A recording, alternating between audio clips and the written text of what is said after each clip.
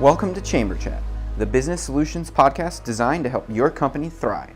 I'm your host, Charles Stannis. A ton of people search online to find the answers to their problems every day, but how is it stored?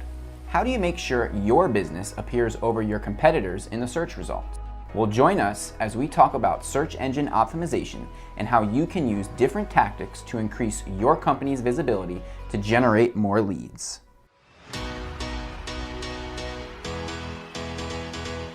Hello everyone, and welcome back to another episode of Chamber Chat. Today we are joined with Solomon Timothy and Evan Lee from One IMS. Welcome, guys. Hey. Thank you so much for having us, Charles.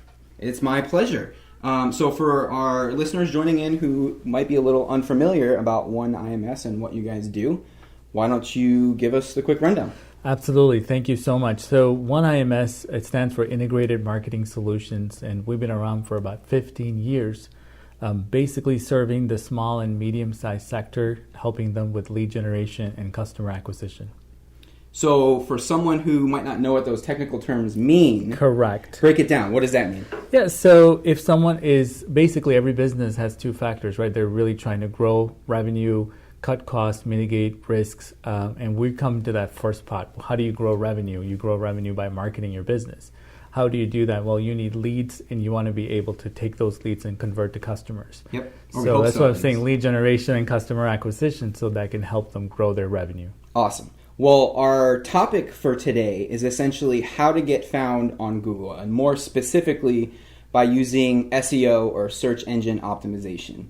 I know for some people listening in that might be a scary term that they don't really understand, especially for a lot of our smaller businesses where you have one person primarily who's kind of in charge of a lot of things, and they might not be digital marketing experts or know a lot about search engine optimization or SEO. So give us a little bit of a rundown, an overview, if you will, briefly. Give you a history, no, I'm kidding.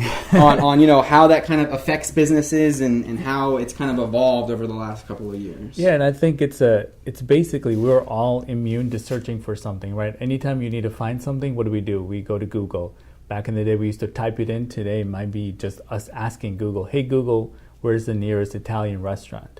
So what's happening is Google is indexing everything on the internet, whether it's people, person, whatever it might be, the restaurants, the event that you might have, and it's capturing all that information so it can give you the best result, the most relevant result for its user. So search engine optimization simply means that you're putting in the right information so that basically whenever they search for that particular thing, maybe it's the best Italian restaurant in Southwest Florida, Google knows this is it, right? If you don't tell Google what it is, how can Google show it to its users? And then they can find you. Correct. Hopefully. Exactly. So what we want to be able to do is help business owners, help marketers, help entrepreneurs make sure that their website is indexed properly, their information is proper, and they're actually creating something that Google would value, that it would think it's the most relevant result for any search queries. Yeah, and I'm glad you brought up Google because it's become a verb. Yeah, right? it's synonymous Google with looking for something. Yes. So when we talk about searching and we talk about how do I find out information, obviously Google has become correct. Recently, for a long time, it's become the place to search for answers. And so when we talk about SEO, we're primarily talking about how can people find you on Google, which is perfect because that's today's topic. And so really what we want to do is kind of give everyone little bits of information that they can use to hopefully increase their chances, if done properly, if done correctly, of coming up on that first, if they can, or maybe second or third page, depending on, the market saturation and all that stuff. I got a joke for you. Where do you hide a dead body? On the second and third page That's of Google. Right. So obviously, we don't want to talk about the second page. If you're not on the first page, you're probably not going to get found, right? So most of the time, business owners need to work really hard so that their website is purely as optimized as it possibly can. I know you're going to give some tips today. We're going to talk about it, but that is the goal here. And if it isn't, it isn't. And just another thing is on mobile device, it is a different search result than it is on a desktop. Yep. So you have to think about, what do I look like on a mobile search versus a desktop search? Yeah. And then especially the new thing I know now is, and we'll get into this, the new thing now is I think you touched on it briefly, but typing it in versus voice search. Think about all the, I don't know what it's called now, but like the Alexas and the Google Homes, whatever it is. Amazon's got one, Siri. Everybody's got one, and they actually combine, so they're all going to work together in creating a synonymous experience for users, because everybody's trying to create their own library of our audio and what the queries are. By combining it, I think it's going to be so powerful. So no matter where you're going to go ask, you're going to get the same search results. You're going to get quality, right? Yeah. So believe it or not, that's just as important what it used to be typing on Google 3 years ago, 5 years ago. Awesome. Well, so for the people that are listening in, they might be realizing, okay, well, how can I actually implement some of the tips that we're going to talk about? Sure. It really breaks down to two things. One, if you manage your own site. So if you've got a WordPress site, you've got a Wix site, Squarespace site, Shopify, I believe Evan was the other one. Yep. Or, what happens most of the time in small businesses is they usually have someone else who's going to be managing their website. So either you're able to go in and make these changes yourself, or you're also going to be able to, collect all this information and then pass it along to the individual who hopefully is managing your website. Hopefully he's already doing some of these or most of these. Or can start to do some of these or most of these. So keep that in mind as well. So we're going to talk about the 10 quick tips to get found on Google. Awesome. We're just going to break it down, and we're going to try to do our best to go through. Keep in mind, there's obviously a lot more than 10 things that you can do to get found on Google. We just kind of picked 10 that we thought are a great starting point, and that we think for the time investment will allow the most value for the time that you spend in that. Yeah, absolutely. So the first, and I guess Evan, if this is where you want to jump in, we'll start from the top. So the first one that surprisingly I don't think enough people do is publish quality content. So break that down. What does that really mean? Yeah. So Google's whole job is to, let the user and essentially want the user to find what they're looking for as quickly as possible, but that's also relevant, quality. So when we're writing content, what are the user's problems? What are they looking for? What are their needs? And how can we order our content in a way to where it flows? Maybe about an introduction. Oh, here's your problem. How can we fix that problem? And then what does my business have to offer? We kind of want to build our content to the sale, but because we're fitting their needs before the sale, they don't feel used, right? They feel that value that we were talking about. So I think that's really important, having the credibility, right? And you're building their trust as they go down the page as well, which, could increase your chance of conversion because they were actually informed of what's going on and they learned something. Yeah. So I think, publishing quality content through blogs is a great place for long-tail keywords. More than 50% of all keywords that are searched on Google contain more than 3 words. So people are searching for really specific questions. Correct, right? Yeah. So if I have a problem with my car, I'm going to, Google the exact problem. Yeah. And then I can, find a guide on Google, a YouTube video that might be able to help me. But essentially, I'm looking for quality content that can help me fix the problem as quickly as possible and inform me as well. Yeah. And, I'm glad you talked about credibility. I actually have some data from SEMrush that says for content length, they actually recommend longer articles. So articles that have an average of 900 to 1,200 words receive 3 times the amount of traffic than shorter articles. So I guess the big takeaway here is when you're going to create content, whatever it is, whether it's a guide, whether it's a video, whether it's a blog post, you want to think of, that saying that's less is more. Well, really what this is saying is, a little bit more than that is actually better because it's allowing our users to get a little bit more information, a little bit more detailed information, and they're coming back to it. Well, and think about it from a technical perspective as well, right? So if we have a shorter article, okay, great, they might have found something helpful on our site, but they also bounced and clicked the listing under us because they wanted more information. Yeah. Which then sends Google bad signals about our website. Sure, they visited our page once, but that's still considered a bounce even if they sat on it for 5 minutes. So really what we're trying to do here is keep them on our site, make us the one-stop shop for that content, so maybe that can increase our pages per session, or if they do bounce, they're not clicking a listing under us, because then Google won't value that listing under us as much as they would if they bounced and clicked it. So I guess the takeaway here is think about the challenges that your target audience is facing. Mm-hmm. Put yourself in their shoes. Think about the way that you search for a question and how do you phrase the content that you're putting out to answer those questions ultimately. I guess is the easiest way to summarize it. Yeah, I mean, first of all, if you don't have the content, you don't even have a chance of showing up. Yeah. So I think maybe taking a everyone, step back. Everyone needs to start a blog today. Right? Taking a step back and say, hey, what are some common questions that my prospects could be asking no matter what business you're in? Mm-hmm. Right? We just talked about 10 beaches in Southwest Florida, right? The 10 everything. Those are questions that people have. What are the 10 beaches so I can go visit Southwest Florida and go to these places? Yeah. They're looking for your specific feedback. And so for me, you want to make sure that that's the key here. I mean, we talked about authority. It's not just authority for the person that's reading it. It's also authority in the eyes of Google too. Yeah. When you start publishing that type of content, then you can easily get authority on Google, which means that you're naturally going to be higher up on search results. Mm-hmm.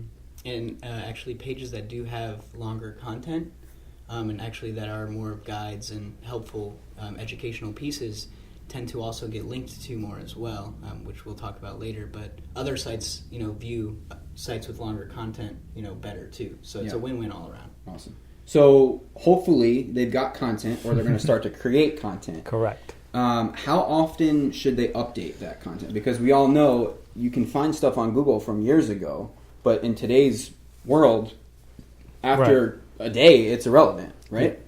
So back to that same idea of having a long form content that you mentioned, what I would recommend is that you have the same topic, whatever that topic is, you have one piece of content on your website that goes from top to bottom. So you're not writing about top 10 beaches in 10 different pages and 10 different posts. You really only cover it one page, right? Mm-hmm. So that essentially, like Evan said, you're going to get the authority, you're going to get links from other people because it's the best piece of advice that's out there.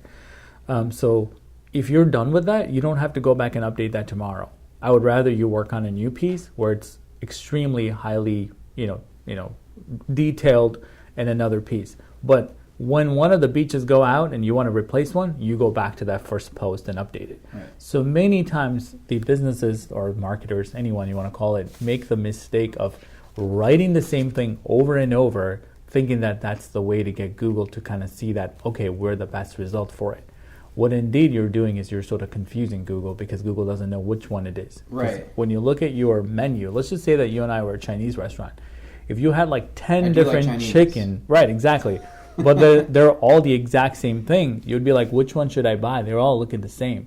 The only thing is different is one of them has a little bit of extra of one thing and not the other, mm-hmm. right? Or Mongolian beef, you have like 10 of them. Like you would not want to go to that restaurant because there's 10 of the same thing. Mm-hmm. That's what Google does not want to see, and a lot of time business owners have that. So if we look at sort of the underlying metadata of the site, many times the same keywords are repeated over and over and over.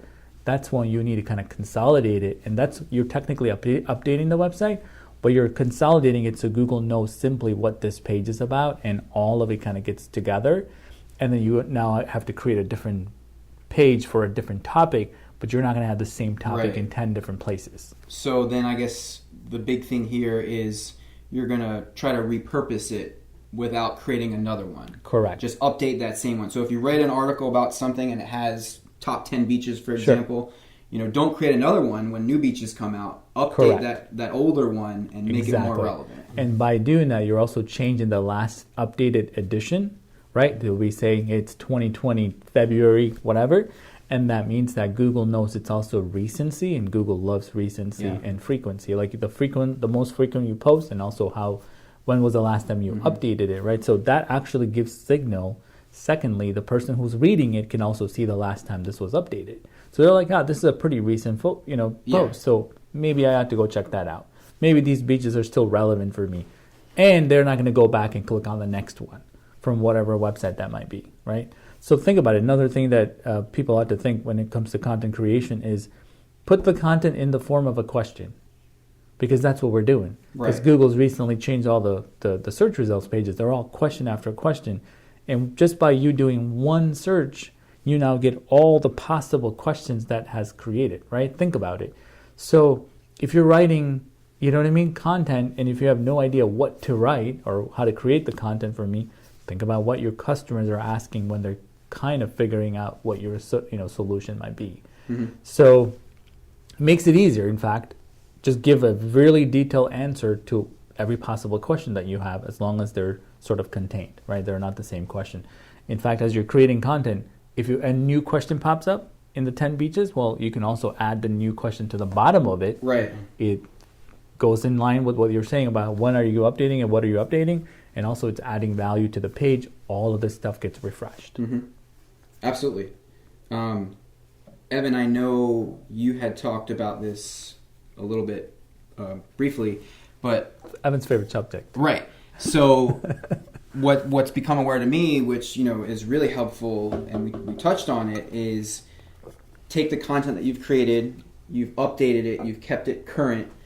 How do we add some more authoritative data or some more supporting evidence to our article? Yeah, so let's take your beach article example, right? So we have the top 10 beaches in Southwest Florida, and let's just say, for an example, somewhere on that list is Vanderbilt Beach, right? And we're talking about Vanderbilt Beach and what is there to do at Vanderbilt Beach? What does Vanderbilt Beach have to offer?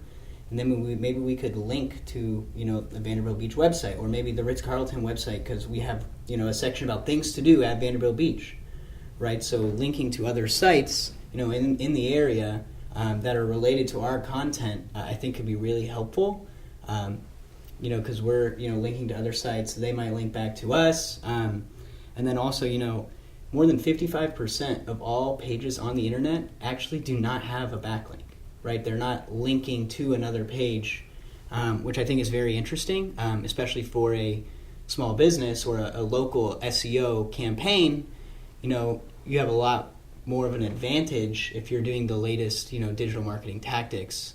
So I think it's really important to make sure you're linking to other pages and websites that are relevant, and also linking to pages on your own website that are relevant too. Yeah. So in both your guys' eyes or mind, how do we know if it's an authoritative website? How do we know we should, find some evidence or find some articles and link it back to our site? What's the easiest way to do that? Great question. So one of the things that I tell my customers, especially smaller ones, where is a great place to get a link? Make sure you have all of your Google My Business, your Yelp, and all of those places. There's about 70 of them. Just like, City Search, you name it, local.com, Yahoo, local. There's so many of them at this point that you should be able to get your local listings figured out. Every single one of them count as a backlink to your site. So is Google My Business authoritative? Hell yeah, it's Google, right? It has to be. Yeah. And also Yelp, it's an authoritative site. Now let me give you another example of what I usually tell my customers, is that they belong to membership and chambers like yourself. And a link from the Chamber of Commerce, your local Chamber of Commerce, is just as authoritative as anything else.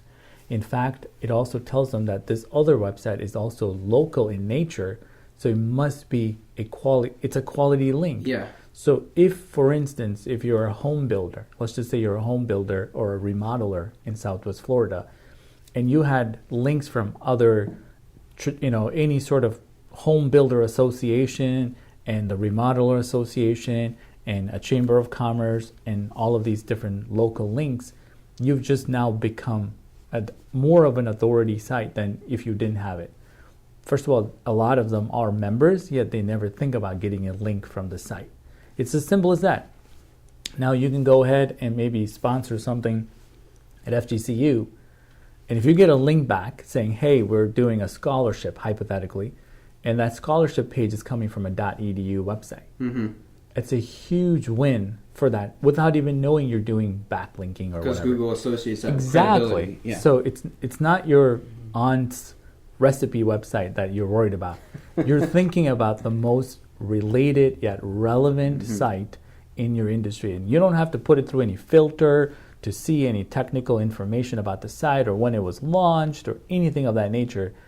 If I think it's credible, like just looking at it, like a quick smell test, right? Like probably is. It's that's a quality site, and if you can find similar to the Chamber of Commerce or any of those business directories, perhaps that would be a great place to get a good link from. And it doesn't need to have anything else other than your website address. Excellent. And sometimes people complicate this need to be more than they need to, right? And most of the time, like I said, it is a full-time job, don't get me wrong, because you're now getting links, you're writing content, you're doing all this stuff. Baby steps. Right, but eventually, once you get the understanding of how it's supposed to work, you appreciate what somebody else might be doing for you, whether it's your internal employee, a consultant you hire, an agency, whatever it might be.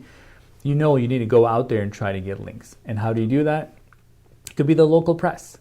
Yep. Could be Naples News. It could be a link or an article on there. They might put a link saying grand opening of such and such. Great, amazing link, right? So if you continue to do the same things that you would do in a traditional marketing environment, but more on a digital side, it works the same exact way. Now there's another piece, another signal that's telling Google this site is indeed quality, right? It's quality content, so therefore they should be able to do that. Awesome. So you've got your content. We've updated it. We have some authoritative links on there. Yep. I know one of the things personally that I know that Google really pays attention to are titles, Sure.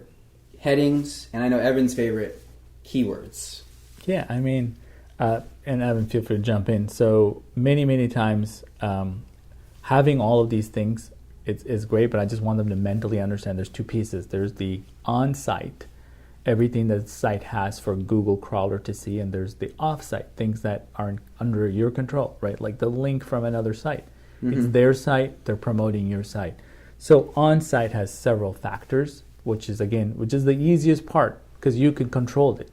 And one of my sayings is control the controllable, right? You can never guarantee that your association is going to give you a link. You can never guarantee that, right, somebody else might write you an article on a nice trade journal. But you can know that your on-site can be 10 out of 10 because you own the website, you got the domain name, it's your web developer or you're doing it yourself or somebody's doing it for you. You can fix it. You can write content. You can control a lot of the variables. So the title tags and meta descriptions and even the keywords that you're going to be putting it in, they're all things that you can research and put the right one in there.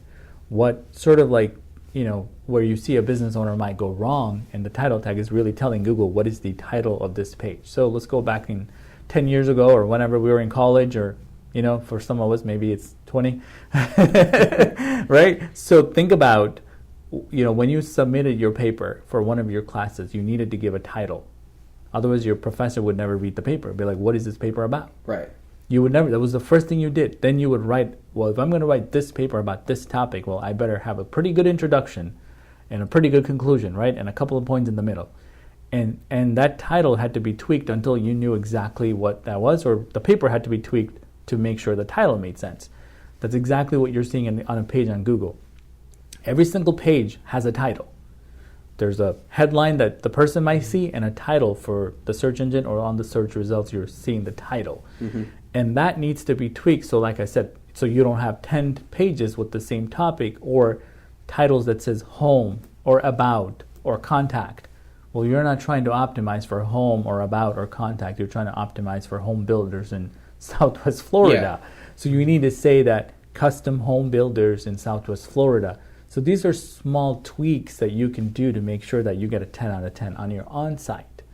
And the problem is, it's a little technical. Like you got to get into your HTML, you got to get into your WordPress or whatever it is and go figure out where the title tag is and construct a quality title tag within certain text, character limits. And you need to make sure it reads well, right? So somebody would actually want to click on it. And that's the time that it takes, but it's certainly feasible. Maybe, like I said, if you're not technical, I get that. But if you really wanted to improve your search optimization, I would say pay attention to what the title is. And does it back up what the content is on that page? Now, Evan, for people who want to do just that, are there certain ways that they can find to help them find the right title tags? Or, we talked about beaches and home builders. How do we know, should I put, home builder association versus, just home builder? So, there are plenty of tools out there that can help you do keyword research based on previous search data from, millions of people, hundreds of millions of people, billions of people. And so, we need to look for keywords that are not only quality keywords on what we are offering, but what is the user's intent with this keyword? And when a user types food near me in, what exactly are they looking for, right? They're looking near them, probably within a 2 to 3 mile radius. They're hungry right now and they're ready to make a purchase. So when we're optimizing for our business, we need to do these keyword researches, but then look at the intent of the keyword. So if I put this keyword in my title tag, what exactly is the user looking for? And is that a conversion keyword, or is that more of an educational kind of informative keyword? Research. But I do want to take a step back, and for those business owners listening, what exactly is the title tag? When you Google something, right, the title tag would be the blue text that you see inside of the search engine results page that you would then click to go to the website, just for those listening, so we could just clarify that.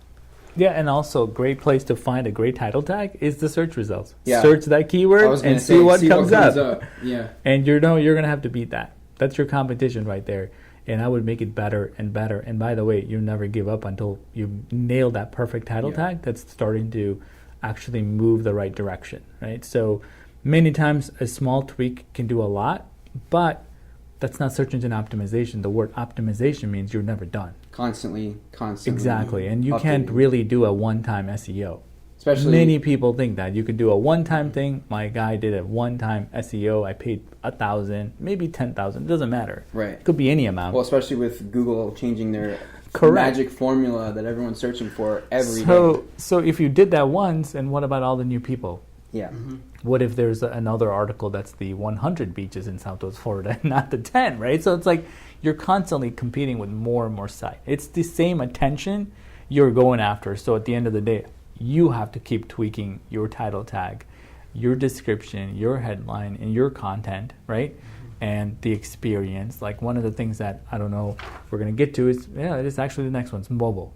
How is my site on a mobile device? And I'm from Chicago, and I came down here, and I was like, man, this is mobile-friendly thing was not a thing. Like, nobody had a mobile-friendly site, and I was just like, oh my gosh, right? Like, where do we begin? And I think, seriously, it's just education. That there are more searches being done on a mobile device than there is on a desktop. And all of us do it, but we don't think that. We think our customers go on a desktop when they search, but we go on a mobile to search. Right? Well, I mean, how many times are you in your house and you just flip Exactly. your phone out, you take 10 seconds, you find an answer, you put it back in your pocket. Exactly. So, and if you look at your Google Analytics, your traffic sources for your own site, you'll see that your mobile traffic is probably way more than it is for your desktop. But we don't do a good enough job, testing our site on a mobile device. In fact, I think the way that we've been thinking it, especially at 1IMS, is mobile first. Yeah. It's always mobile first. And design is mobile first. Development is mobile first. We're not saying that desktop has no value or nobody checks it. We just know that a lot of people would prefer to do it, and we might as well nail that, and then we'll go tablet and finally the desktop. Yeah, well, correct me if I'm wrong, but Google prioritizes mobile searching above desktop? Of course, because Google prioritizes the user. Over 58% of all Google searches are on a mobile device, according to Hitwise, which would make sense why they're prioritizing the mobile experience, because at the end of the day, like I said, their number one goal is to help the user find what they're looking for as quickly as possible. Yeah, I think it was 2016 that mobile searches exceeded desktop searches. So that's the reason. Yeah. It took them years to make it mobile first, but guess what? There is a reason behind it, is that Google's And it's not going to go dead away on. anytime soon. Google's dead on for the user. Yeah. That's all he cares about, and it doesn't matter anything else. If they can find a better article than the one you and I wrote, they're going to show that one. So it is a constant battle in making sure that we one up, right? Like we have to do that. And by the way, you have to remember that there is no cost for you to get this, amazing traffic from Google. Only work. Think about it. Like Google doesn't, you don't pay. Google can, you can pay tons and tons of dollars to show up in the paid area. That's legit. You pay and you show up right away, and we're all good. But organic isn't like that. So you actually have to earn it. And that's the work that goes in, and not so much that you're paying your way out of it, which again, I think it's a great alternative for a lot of companies. Like if you need traffic now, there's no way you're going to let organic do its thing. Right? Because it may be a while before you see search results and before you see changes, before you can get around to adding content and things like that. So I know mobile definitely helps, but what about website speed? Because I know sometimes you go to certain sites They load within half a second. Other sites, I sit there for 5 seconds. I get mad and I close it out. Yeah, it's a great topic. First of all, Charles, you're like a web engineer. I try. For this, I really try. This is not your average, So long story short, it does get technical, right? So you're technically a developer, a copywriter. You know what I mean? You're really doing a lot in order to get your SEO right. So speed has many factors. One of it, which is exactly what you just said. Google wants to make sure that people don't leave. So 2.9 seconds is the average time people would wait. That's it. 2.9 seconds.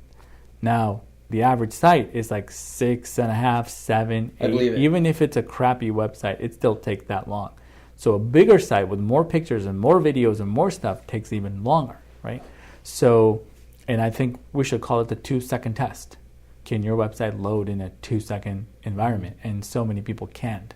And there's a lot of factors that cause this to load slowly. It's not just that you have pictures. It could be who you host your website with. Sometimes the biggest of brands who put ads on Super Bowl to buy your domain name isn't the best site hosting company for you because they're not worried about your SEO. We won't say their name, don't worry. We will not. We know who it is, but we won't say their name. So the reason is you're buying the lowest cost hosting company and you're trying to rank on the first page of Google, which is completely opposite what you should do, right? So you want to really make sure it's the site, it's the code, it's the structure, like you mentioned, WordPress versus Shopify versus Wix. This is where it gets into more technical. And if they allow you to actually go in and speed up the site so that you can retain some of your users that came and they won't bounce off and leave, or you can control how fast things can load, then you got yourself a pretty good infrastructure. Yeah. But if you can't Google's go in, looking at all that. exactly. If you can't go in and really tweak it, like you and I would tweak a car, like a muscle car, to go faster, if you can't tweak it, then you still need to work on your infrastructure so that you can actually win in the long run. So, right off the bat, a lot of code update can make your site go faster. Until at some point it's no longer your site. It's like your hosting environment. It's the company. It's everything else that's outside of your control. You may need to even move your site. Just depends on how big your site is. Depends on a lot of factors. But you shouldn't stop because the user is ultimately the person who's going to vote. Yeah. And if you can, like if me and you need to be worried about our users just as much as Google is. Then you'll win in SEO because obviously it would be everything about the user.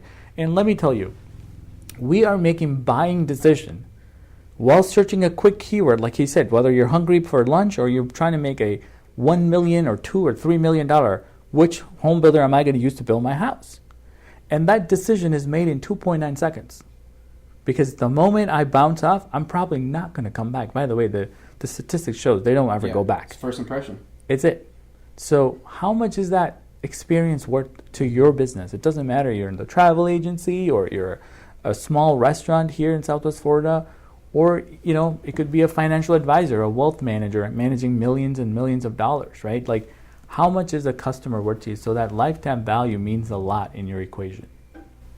And I think another great point is, bullet point 7, website speed, goes directly with number 6, which is the mobile experience.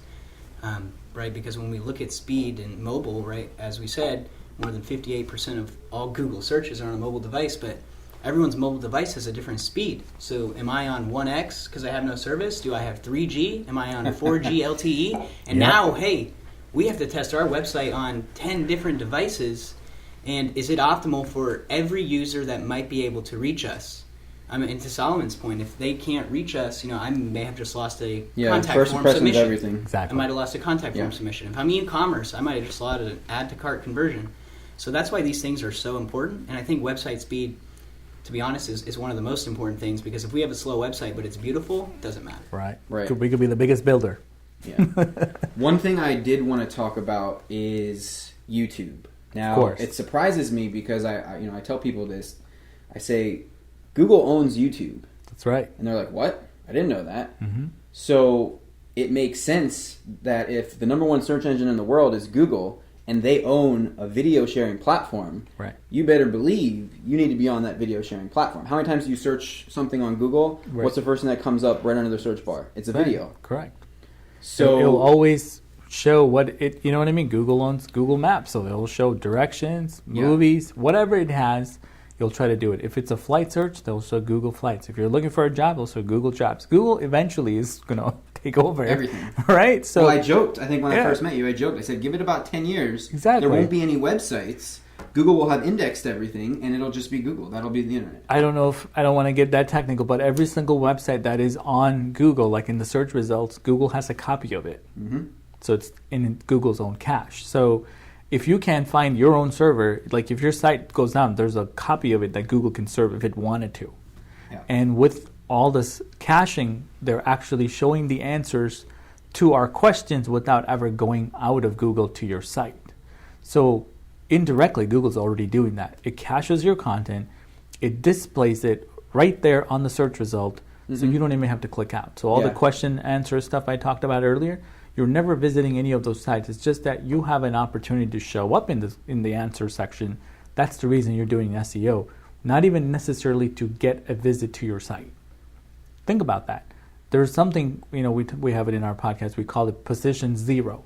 Position zero is when you ask a question to Google, Google gives you the answer, but it'll never let you click even. Yeah. You ask, like, why do I need to take vitamin C? It'll tell you, here's why you need to take it. But Google knows exactly why. It'll just give you the answer. And that person who wrote it may not ever get a visit. So technically, it is going that direction. Imagine you're searching for a washing machine and Google shows you 12 of them in Google Shopping. You click add to cart. You're able to check out on Google, which Google has that, by the way.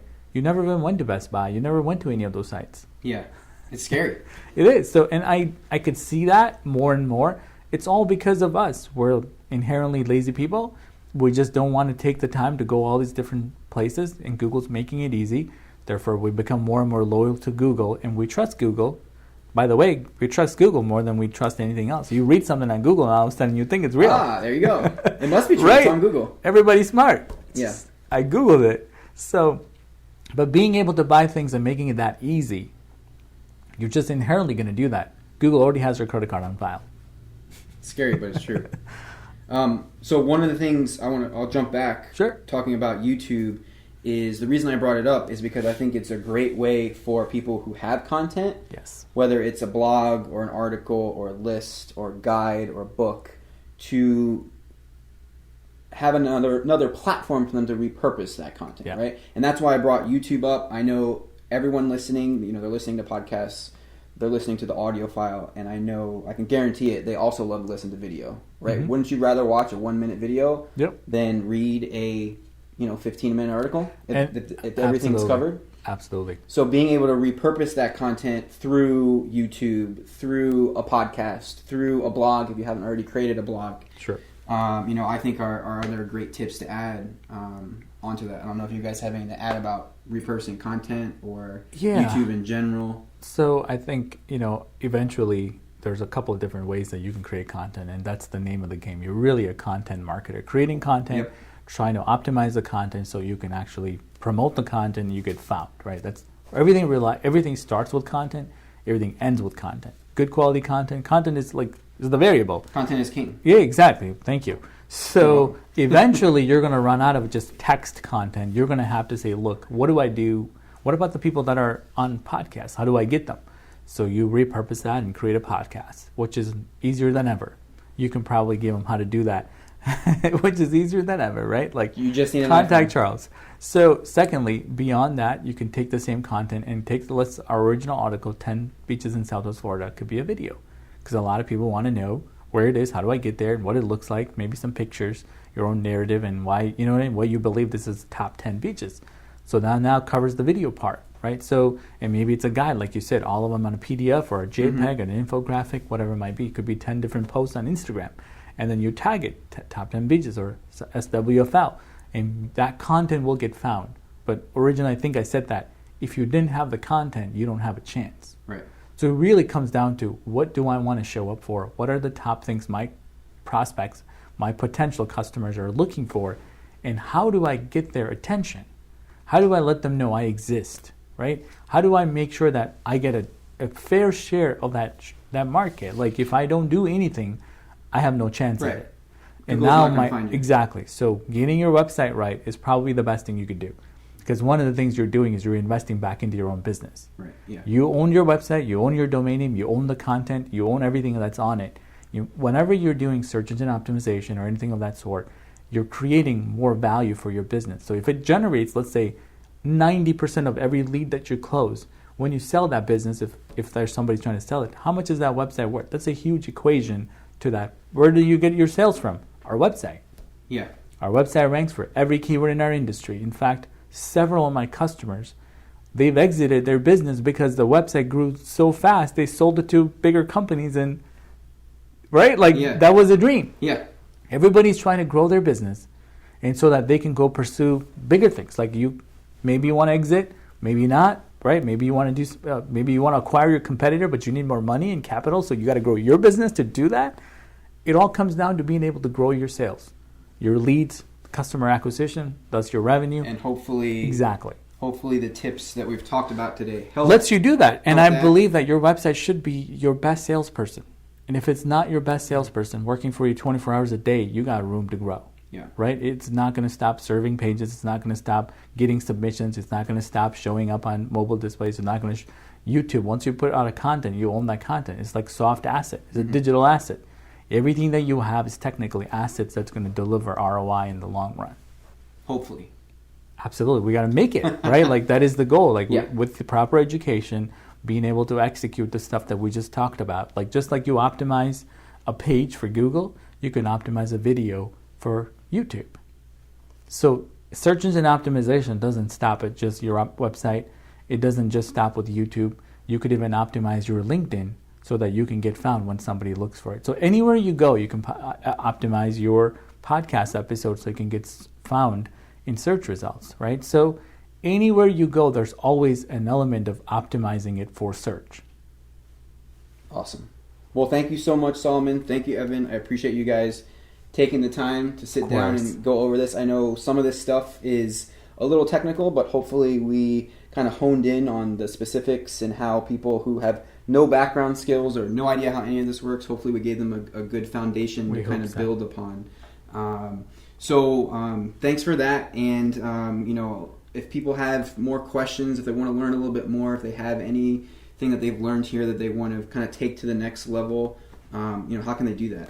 Absolutely. So I'll give you two resources. One is our website, so oneims.com, oneims.com. And secondly, we too have a podcast, which is basically a digital marketing boot camp, and that's called Growth Marketers. And subscribe to that, and I think we go through just nothing but more and more value content like we just did today. Is that on your website? Can they find it on other It's platforms? on Spotify. Yep, it's on Spotify, Apple Podcasts, everywhere you can get your podcast from. And it's pretty straightforward. We just literally answer questions that people have, what to do in different, how do you generate leads? What should you do? We talk about every topic under the sun. And it's just been great because we've gotten a lot of great feedback. So just being able to educate, I think that's the key here, is being able to educate. You're always going to remember the guy who taught you how to do something. Then, you eventually say, why don't you just do this for me? You obviously know what you're doing. That's what you want to be in your industry. Awesome. Thank you very much. Thank you. Thanks so much for listening to this episode of Chamber Chat. Don't forget to tune in next Tuesday for a brand new episode. You can find us on YouTube, Apple Podcasts, Spotify, and all major podcast platforms. Don't forget to subscribe.